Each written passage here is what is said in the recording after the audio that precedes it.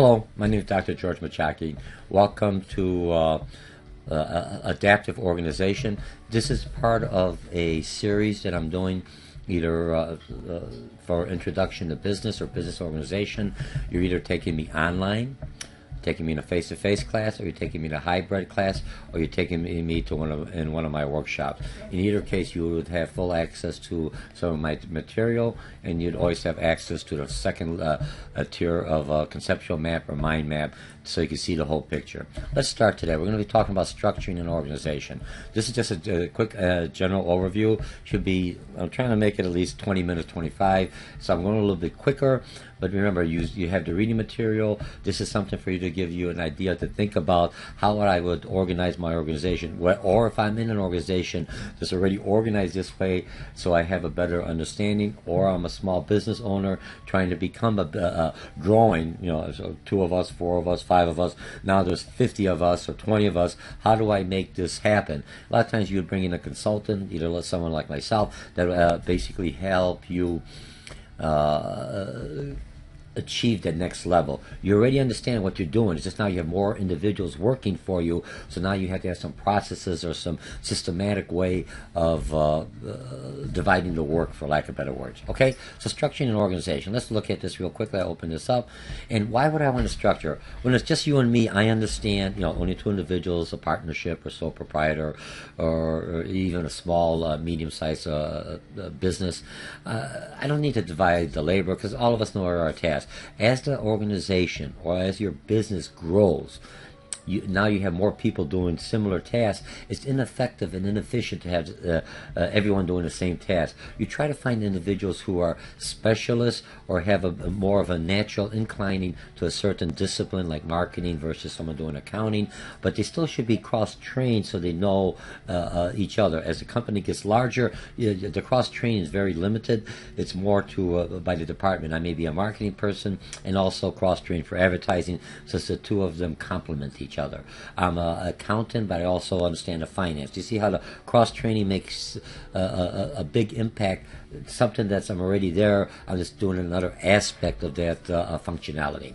Okay, how do I set up teams, departments, resources from economic? How do I, just a better, for lack of better words, the resource, and how do I utilize the resources effectively and efficiently? Okay, now how do I assign tasks?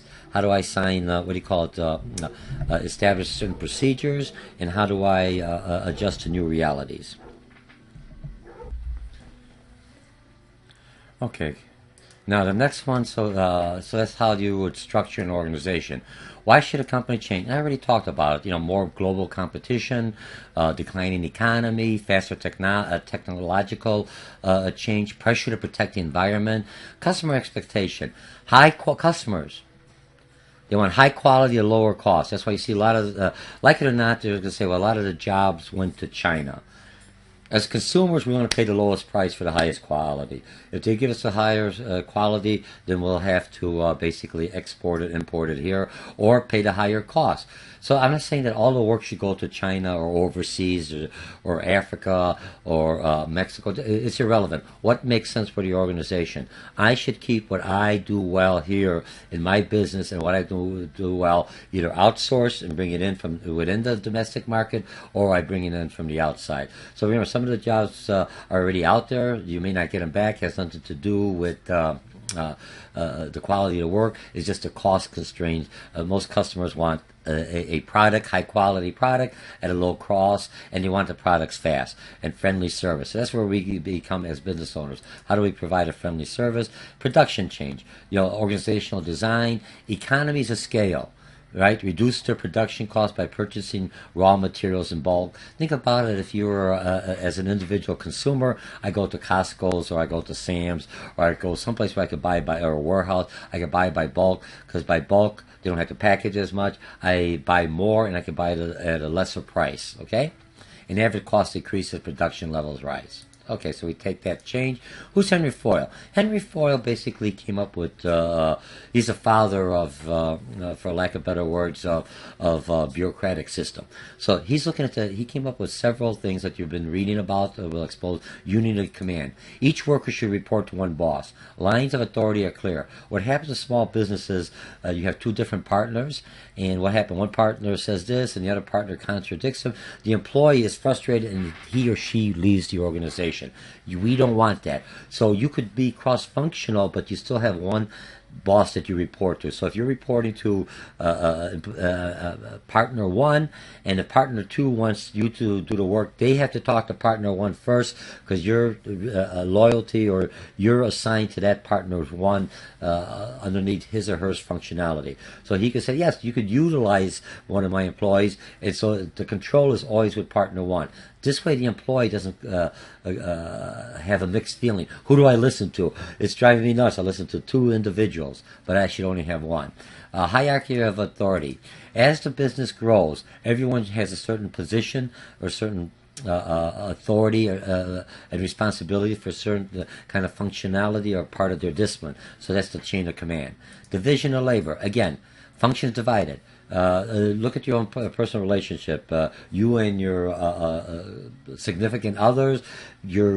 I may be a good cook, and my partner or my wife, or for lack of better words, they may be a better iron or a better person doing accounting. In business, I am good at marketing, but my partner is good in advertising, or maybe good in the accounting section. So I divide the labor, so I become an expert in this, but I still have to know how the other parts fit. That's why you're taking this series on organizational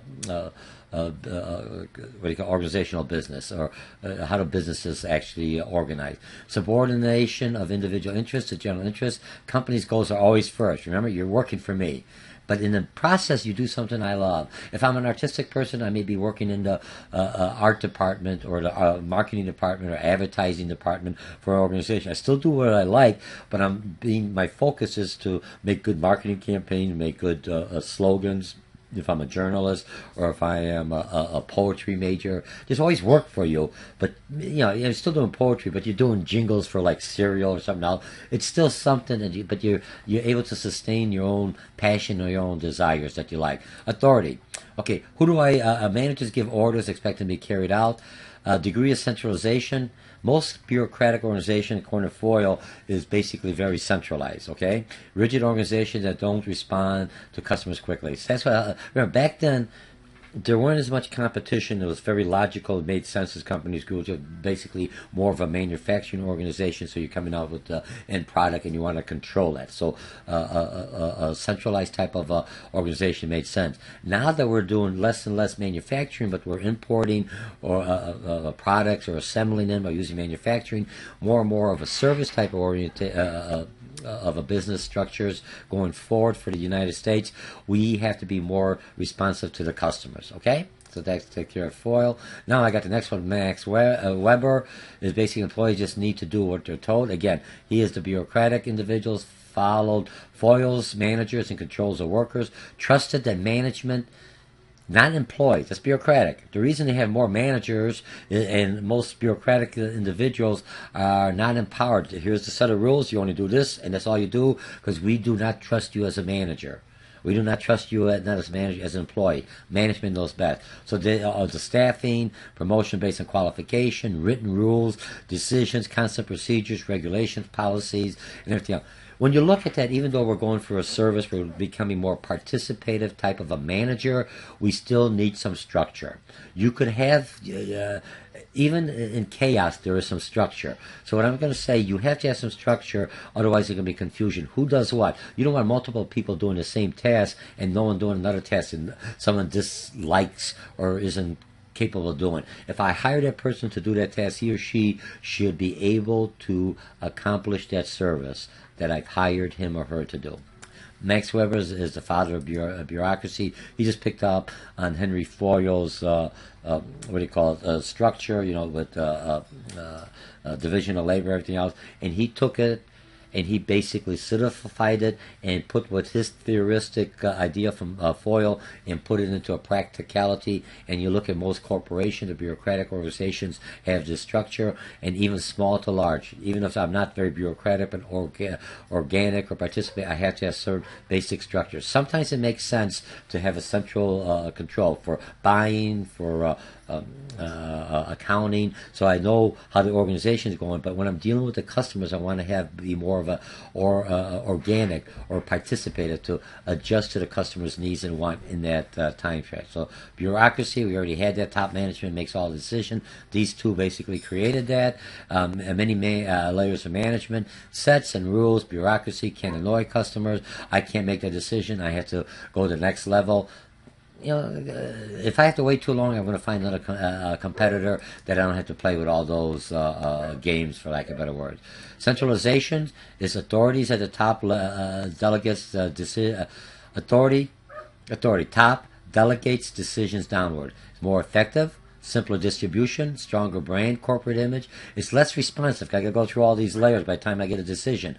Less empowerment. I mean, you don't know that the person in their organizational conflict. I got different departments. They're not looking at themselves as a whole, but they're looking at themselves as their own little entity. But we're a part of. It's like my hand says, I don't want to talk to the rest of the body. I'm by myself. You are connected to this whole body, so you are part of the whole unit. When you have a function, you may be accounting, you may be marketing, you may be production, but you have to understand how your actions affect the rest of the organization. So that's why you have this adaptive organization. Okay, where you're looking at now, and we talk about later on, we're going to come over here to tall versus flat. Decentralization took the bureaucracy and they basically condensed it and said, okay, let's get rid of all these layers because we have to be more responsive to our customer clientele. So they start pushing authority down to lower level managers, better adaptation to the customers want, more empowerment of the workers. I don't have all these layers. You have more. Your responsibilities are a bit larger. It helps the motivation. We go into other chapters because what happens now, you take the whole process from the beginning to the end.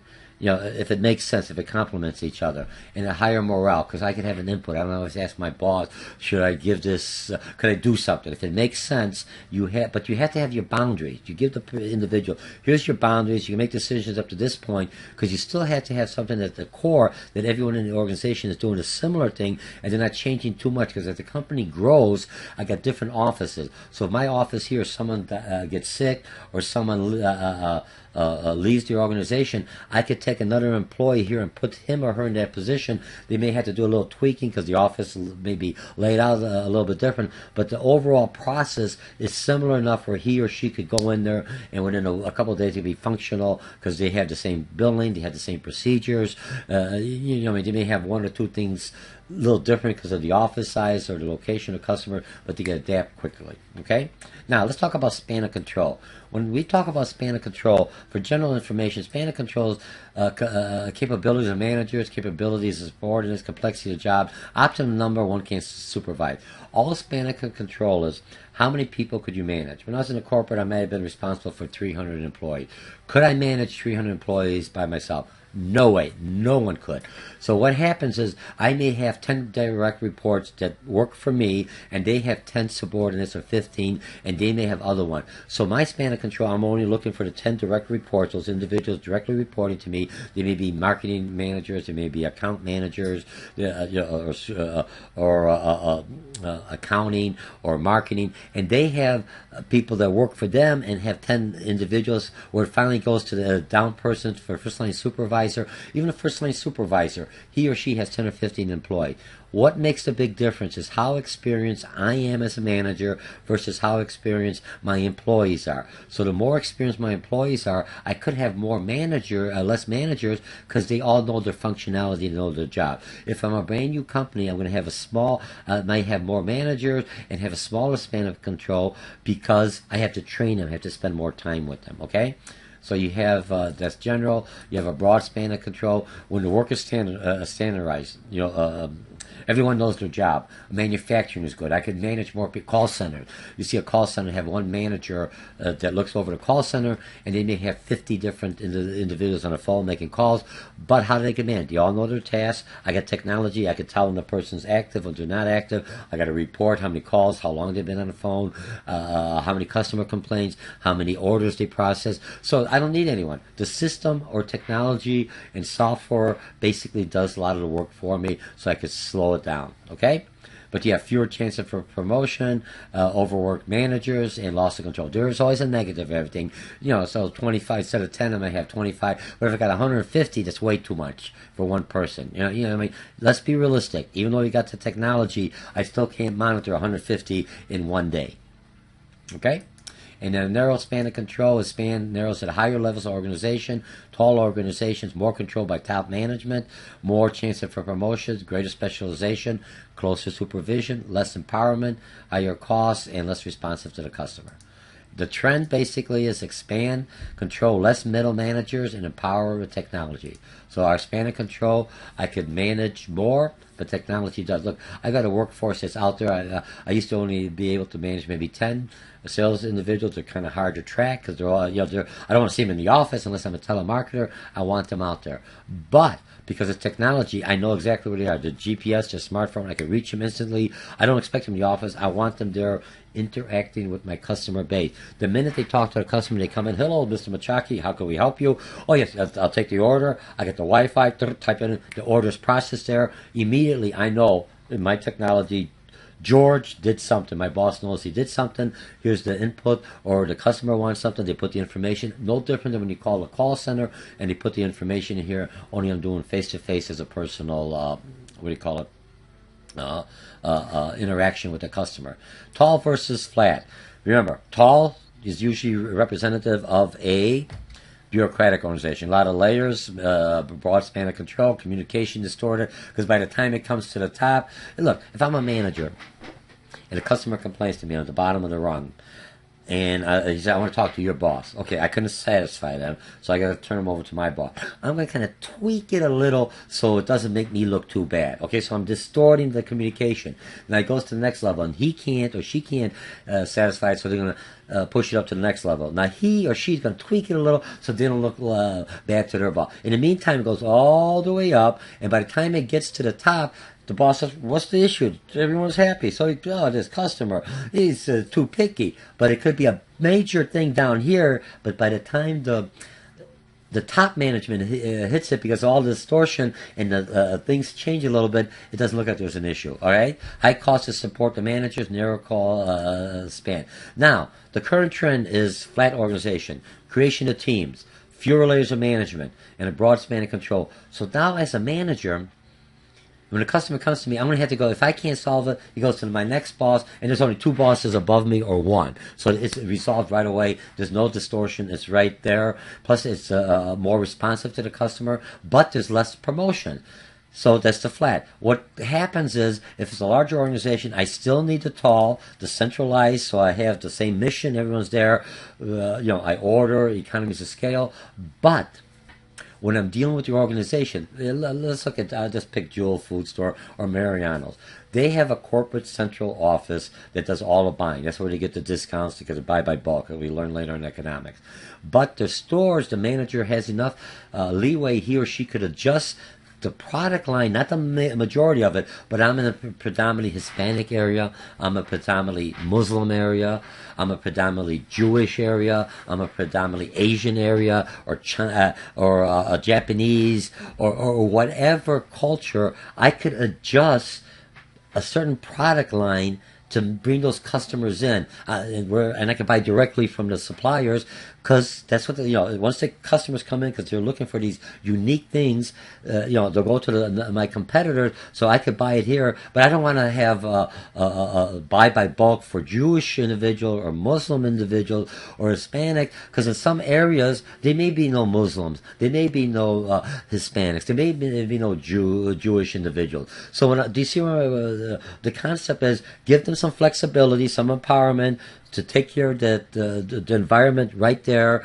but it doesn't make sense to buy by bulk, because it's only a very narrow span or narrow demographics market that I'm just trying to attract, so they come in my store. I may not make break even on those products, because I want to compete with the smaller stores that are out there, but I'm making money in the larger store, because once they come in to buy those small specialty items for their culture or their market, they're also buying the basics that everyone else is utilizing. Okay, now departmentalization is, we're not departmentalized traditional way. Certain employees have certain skills. Certain people have poor communication skills and do not make good may not be good sales individuals. Certain people may not be good telemarketers. A telemarketer, that's a hard job, because you're always calling. It has to be a person that enjoy or could handle rejection, because every 100 calls they're hanging up, and they get to one, but they can handle that. All right, it's not for everyone. Economies of scale. When I departmentize, I don't have 20. I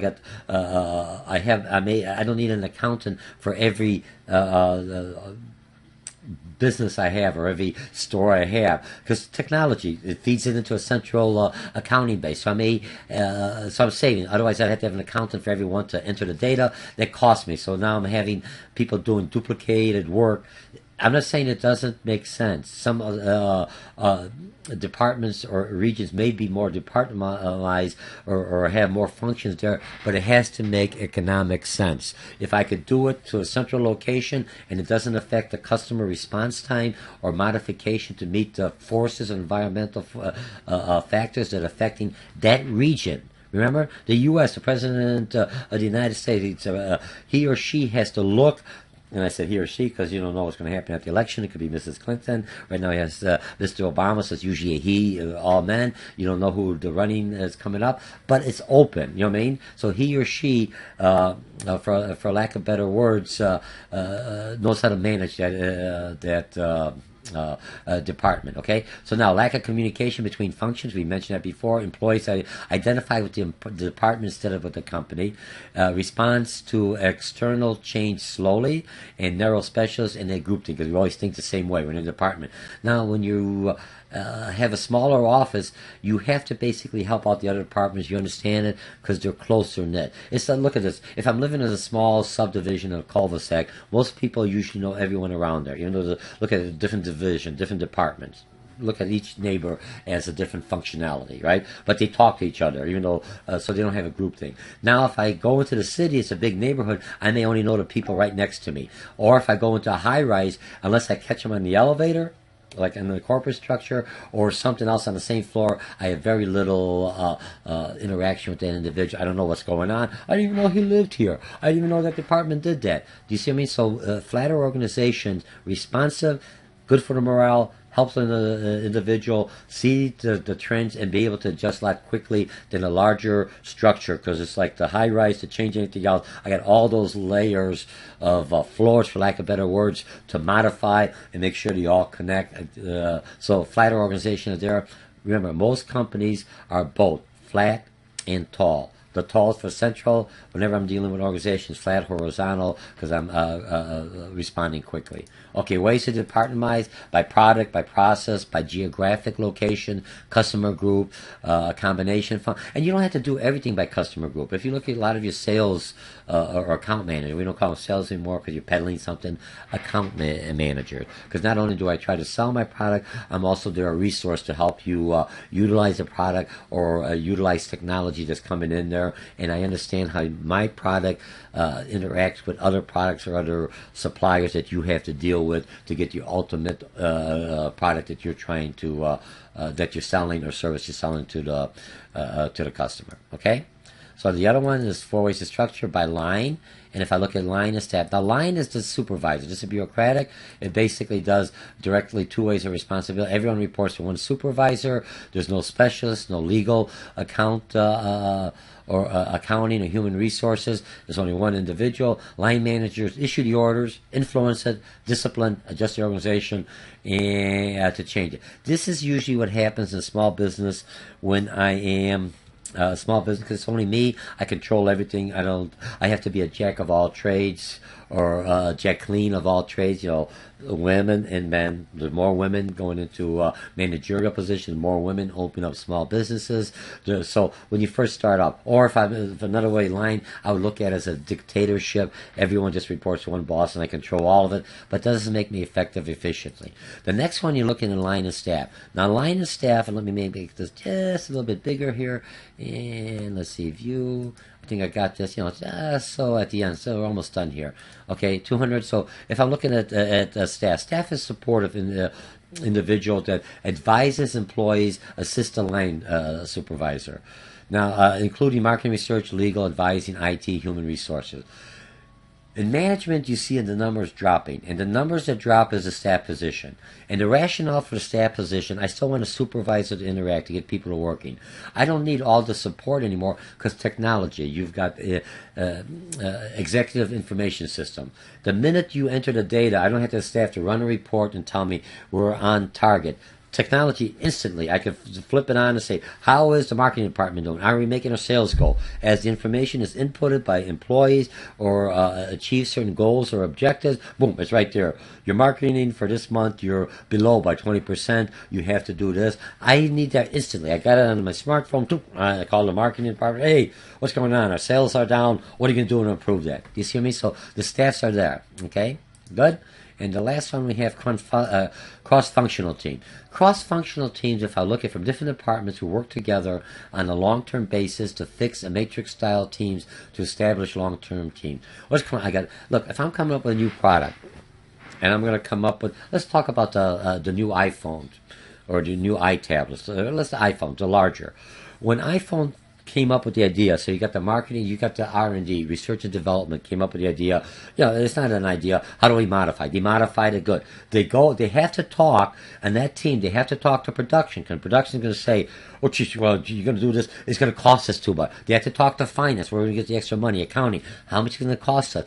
They also have marketing and advertising to see this. You don't want to wait, here it is, market. You're going to say, okay, but we may not be able to sell this, right? How much is my cost? You have to look at my supplier or the individuals who buy the products from me, my procurement department. Where am I going to get the parts for it? That's for manufacturing. So cross-functional teams are working together from different departments because they have to have an input. So when the customer sees it, you can't say, well, okay, I designed a good marketing campaign, but it doesn't have the features because marketing wasn't aware those features weren't included because manufacturing couldn't put them in. Or manufacturing, I'm already having my campaign manufacturer, hey, hold up, I don't have all the product. We need another month before we could open up this product or make it available going forward. So that's where the cross-functional, that's a different type of individual. Usually there's individuals who work in different departments, so you begin to understand what that other person's doing. Remember, you're not the silo by yourself. You have to understand how the whole company is working together. The customer only sees your last product. That's what he or she sees.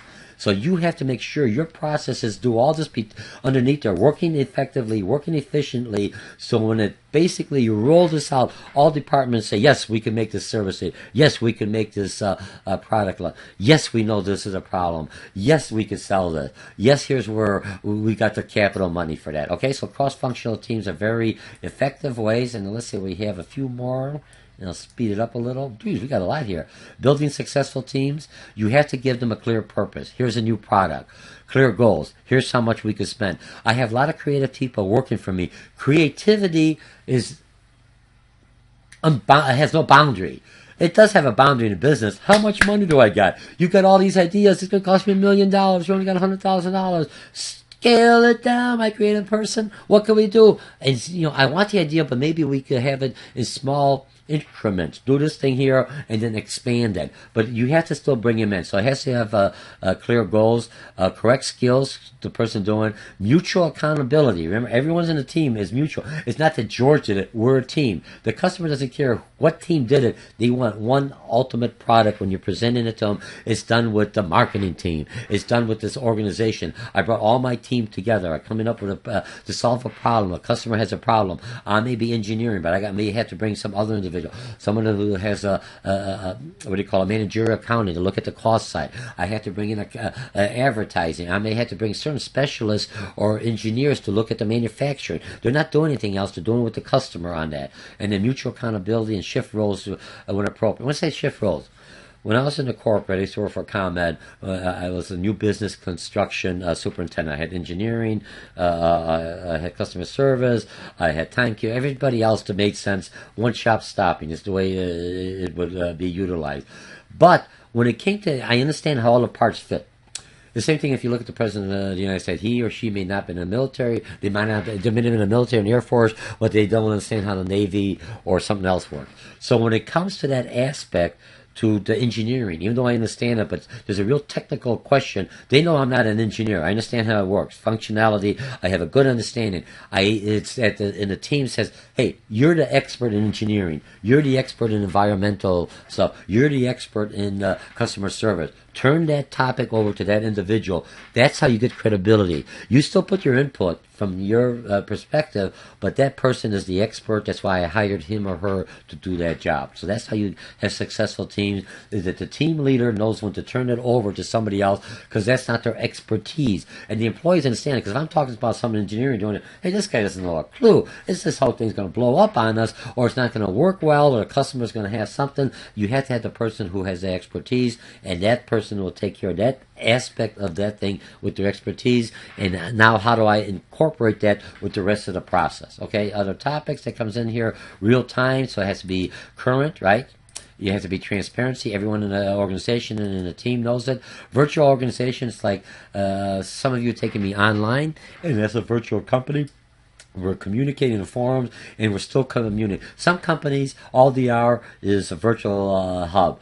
You come up, you find me online, and I just contract out to everybody else from different firms, and I bring them all together. But you don't know this, is George game consulting, business consulting and education. And what do we have? And what I basically have, when I'd be doing, or ComEd, is you have different companies that bring them in as they need them. But to the customer, it's only one organization. They don't realize I've got all these contractors that are working for me. I am the central. Look at me as a general contractor. General contractor comes in. He has no people at all, or she has no businesses. They just contract out. You want a lower price? I got low bid contractors that do it. Low bid architects. You want the high end because you're moving in Barrington, Lake Forest, or some of the more of the elite, higher social status, higher money status. I bring a different type of an architect that knows the uniqueness of that building. You know what I mean? If I'm just doing a cookie cutter type of apartment, I just need someone who knows how to draw a square line, and that's all, in and out. Costs me less, get them done, and keeps my costs down. And a bigger house, they have to be more to creativity, so I bring those individuals in. When I look at benchmarking, you mark, who do you benchmark against? The lowest or the best? A company or a department or people in the individual, you always benchmark against the best. When you look at the Olympics, who did they benchmark? Who had that title? Who ran that race in 2 seconds or 20 seconds or 1 minute? Who ran so many miles in a certain time? That's your benchmark. The next person has to beat it. All the other individuals are striving to meet that goal. Even if you don't beat it, you meet that goal because you want to say, I am the best. When you know that companies are benchmarking you, you know you're at the top. You're only at the top for a while. If you don't keep up your skills, you fall down to the bottom, okay? And core competency. When I look at core competencies, functions an organization can do well as better than any other organization. You have a core competency. I know sometimes a lot of companies do multiple things, but it really gets down to it. What do I do best, and can I sell that? And what I don't do best, I hire somebody else. Because if I don't do it best, it's going to take me longer. It may not be the quality. I may not understand it fully, where somebody else does it. When I bring trainers in, when I bring them in, I have my own training department. Let's see if I'm a large corporation. But when it comes to Microsoft Word or training, just trainers, that's all they specialize in, let's say, a mind map or concept maps like this, or all they specialize in Microsoft product. Why train my individuals? Once they learn it, I don't need any more. Mine could do like a refresher, but when it comes up like this, I just pay the person. He knows it or she knows it inside out. They got the material, they're current, because that's their whole livelihood. So that makes sense. So remember, do your core competencies, try to contract out or outsource somebody else. If the business is slow because the economy is downturning, that's where companies, okay, I want to keep my employees. I don't want to lose them because they may not come back. They'll find another job. So I'll let them do some other stuff. I may be not as productive, or that's my not core competency, but I'm maintaining them, I'm paying them, and we're still breaking even. I'm not losing money. If I'm losing money, then I got to contract out. And that's where the outsourcing. I've already covered all that on the outsourcing, adapting to change. If I'm looking at adapting to change, you have to adapt to change in an organization. What we call adapting to change, when you take me from some other series, is a learning organization. You're learning here in this class. You may be in marketing. You may not have that skill set. You may be a small business taking this course here at a college or one of my workshops. So what are you doing? You have to adapt. Now, when I'm adapting, because my new technology, I'll try to train my individuals, or I hire people who have that, and I don't fire them. I unhire them because they do not have the understanding or the skill sets I need now. If I could bring him up in 3-6 months, fine. But sometimes, because the technology is changing so quickly, it's to my advantage just to bring somebody who already has that skill set instead of, because it may take me a year to train someone to actually do it. By that time, it'll change, or my customer base, I may lose my footing, or my, for lack of better words, my standing, my number one, I'm no longer one because I fall back because I didn't keep up with technology. And if you look at what's happening from the reading, just general McDonald's. McDonald's basically is always for the baby boomers, and little kids, but the Generation Y and millennials, they basically now are not eating McDonald's. They're eating at Jimmy John's or different fast food restaurants, but more of a sit-down, more of a casual, very specialized in one type of a meal. And so now McDonald's, that's 30% of their market. They lost just like that. How do I change? How do I get them back? How do I reorganize? And that's what you're going to do. How do I change the culture of the company, but also re-engineering radical changes? That means McDonald's will change completely. That's not going to happen. Some companies have to do a major reorganization. It's like a whole brand new organization coming in. If you look at some companies that have to do that, sometimes it's successful, sometimes they may not. Okay, restructuring is just adjusting some of my departments or some of my markets. That's what McDonald's doing. We've got 70% of the market rate still coming. 30% we lost. So what can we adjust to at least bring back 15%, hopefully more from the other individuals without cannibalizing? That means taking from my other processes, but bringing in where we were at. So restructuring is not like, look, re-engineering, looking at, I don't like the house, knock it down, start it all over. Basically, re-engineering it. Restructuring is, okay, I like 30% of the house, but I want to change 70%, so I open up walls, move walls around, and just look at within walls as a house, look at it as departments and function, what makes sense. Accounting now, I don't need as much accountants because I may have technology that automatically feeds that information that accountant used to check. I got intellectual accounting software. If you look at it, I used to do my own accounting, even though it was on a computer, enter it. Now I've got like a TurboTax or tax cut rate, tax cut. There's softwares that basically I can still enter the data, but it got intelligent.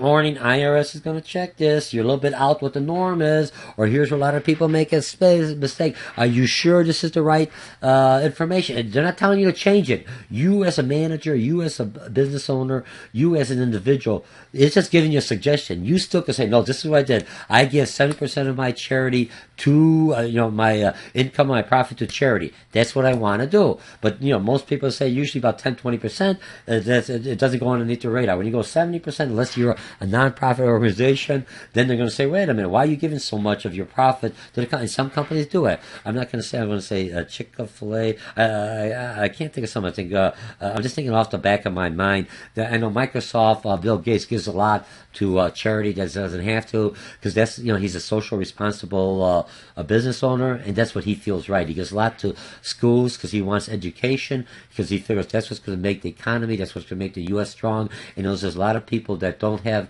weren't as blessed as he was, you know what I mean, that have all this stuff. You can't take it with you, the way he looks at it. Instead of giving it to the government, I would rather give it to people and help people so they survive. And you know, they could bring up their skill set. If they bring up their skill sets, what happens? They basically bring up, you know, through Adam Smith, the invisible hand that we talked about in economics, they hire more people, and the economy as a whole gets stronger, as the nation gets stronger, people are happier, quality of life increases. So there's a lot to it. You know, now a new culture. Do I bring in a new culture? If I look at new culture, less need for close supervision, formal, informal. Most individuals we're hiring because of downsides are basically have 2 years of college. If you look at any, unless you're flipping hamburgers, and there's nothing wrong with that, because a lot of people start off like that and move up and learn within their organization. You have to do what you have to do. I used to work in a pet shop when I first started off, cleaning poo, for lack of better words. And then I went up to as assistant manager, and then went another job. You have to start someplace. You have to survive. You're at the bottom. You're not going to come out of college and go right as the president of the company or in there. You start at the bottom and you work your way up so you understand the culture and everything else. Now, if I bring a new culture, changing culture, we're going to talk about this next one. I'll explain that. Now, grapevine. Within the organization, you have a formal communication. It's me giving memos, letters, posting, bulletin boards, advertising, all form. You have an informal communication. That's a grapevine. Some call it gossip. You cannot stop the grapevine. I don't care what you do. People like to talk about other people. People like to talk about things going on. That's the informal. You as a manager, as a company, understand that. Use that informal grapevine in the organization. You got to be able to tap in. If they're bad-mouthing an employee, I could say, no, he didn't do this. He's a good one. They're going to say, that's management covering up their tracks. But if I tell it to another person, and I know this person, and I tell him something or her, she goes right out. Did George say, Jack didn't really do this, or Jacqueline didn't do this? What happens? It has a little more credibility. Remember, the grapevine, 80% is accurate. Somebody has to do something. You have some that no matter what, it's nice to hear, but they know, hey, whatever they say is never true. And those that are accurate, you could change the course indirectly. And the other thing in the grapevine, people won't tell you what's wrong, but through the grapevine, you could hear it. Now, the grapevine has spilled over to what you call social media. When I look at social media on your Facebook, you may be bad-mouthing your boss. And then all of a sudden somebody else got the same network or same friends that you have. Because, people got 1,000 friends. You want to show how many friends. They don't know what they never met any of them. They just want to say, look how many people know me. Okay, fine.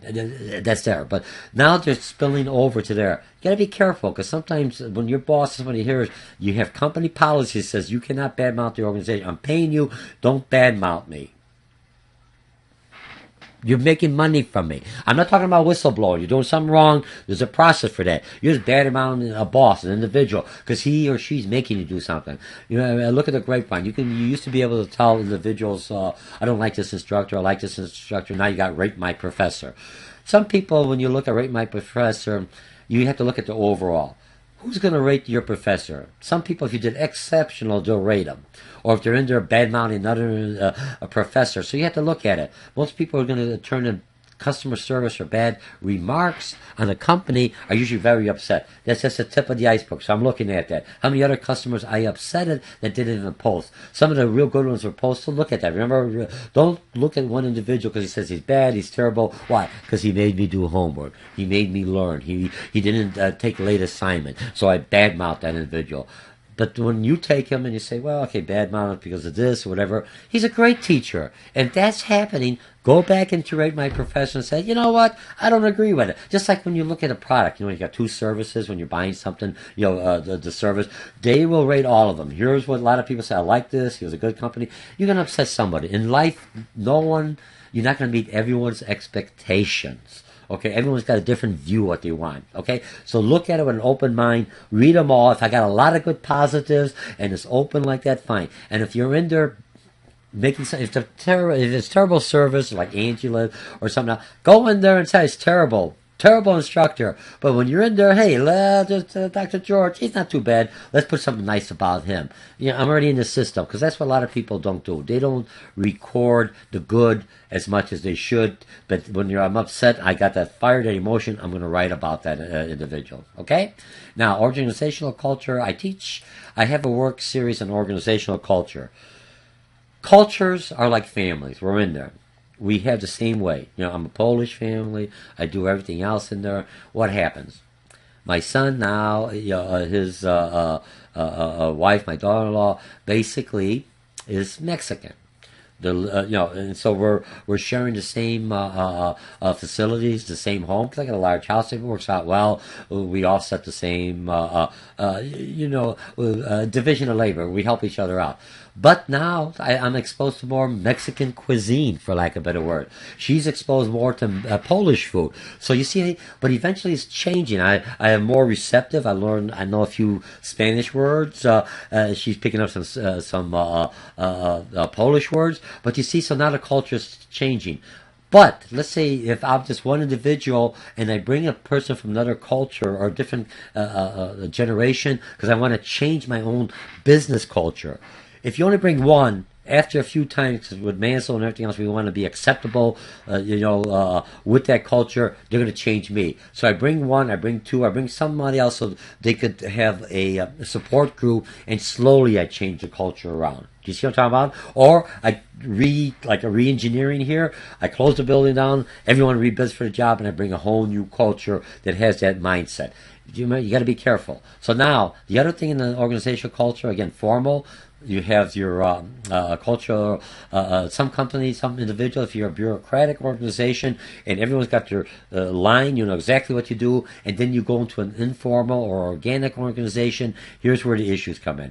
You have a little more flexibility. Informal system is unstructured and emotional. Informal organizations may also be powerful in resisting management directives. So in an organizational culture, in a nutshell, I have two things. I have a formal culture, organization, policies, and procedures. Again, tied in with the grapevine, there's the informal group. People are going to resist me. People are not going to accept me. I can't fire all of them. I need them. They got skill sets. I use through the grapevine what's upsetting them, and through a formal process, I could basically change some of my policies, do something else to minimize this effect here of the informal forces. Remember, when we go into leadership and manager, I am the supervisor, but there's an informal leader people respect, people talk to, that we had the previous chapter, and they may not be in charge, but they listen to that person just as strongly as they would to me. So I have to understand my informal leaders,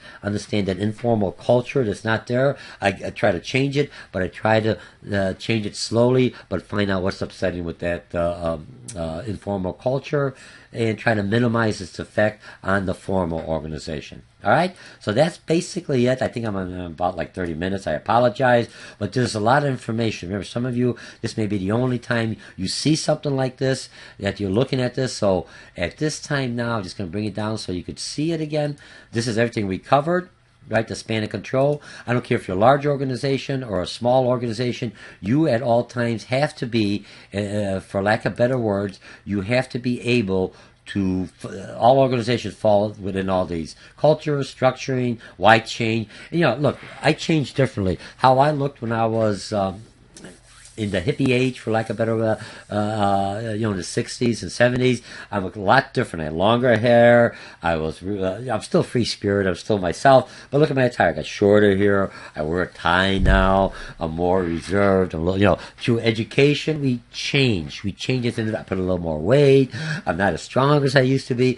But I adjust. And companies that don't adjust end up being out of business, or they can't compete because customers want different things. Restaurants are always changing different menus because people get tired. I don't want the fries anymore. I want something else. Or I got to change the fries because it's got saturated fat or unsaturated fat. I forget which one is which. I apologize.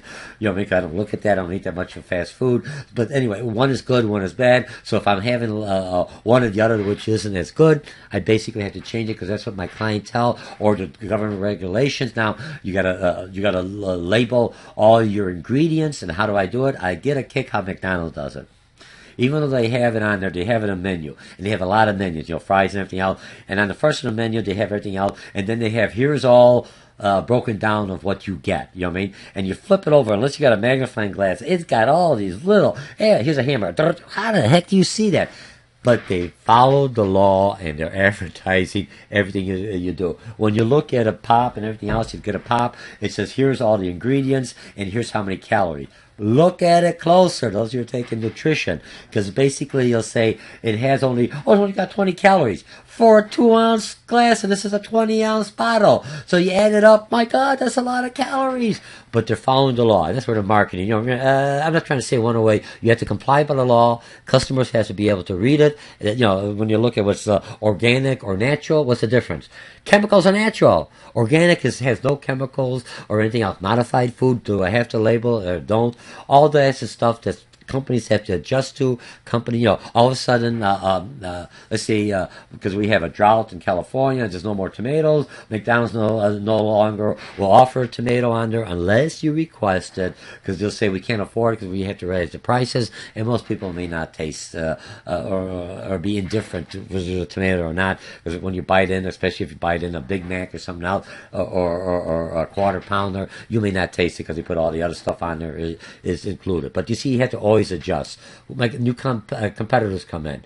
How do I adjust to that competition? I'm a small business, medium. You've seen that when Apple had the market, and then Samsung came in and started having a tablet similar to Apple. They lost a big of a market share. They're back again now with the iPhone, so you have to be able to adjust. Companies have to adapt. Employees have to adapt to the companies. Everyone is adapting no matter what's happening in the society. That's how we become strong. That's what keeps us going, sustainable going forward.